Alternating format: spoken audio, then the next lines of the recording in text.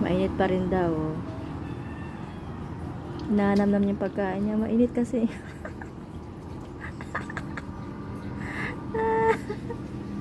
Gusto niya lang kainin.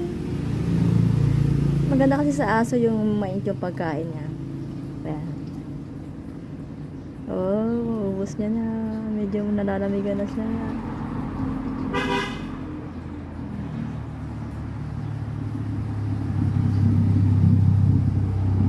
Oh, pupwesto pa siya. Oh, pupwesto pa siya.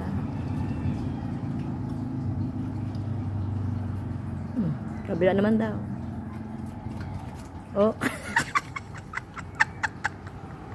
Naiinitan pa rin.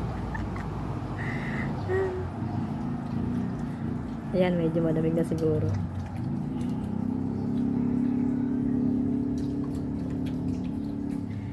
May manok yan kasi. Tapos ano, kan. Oh.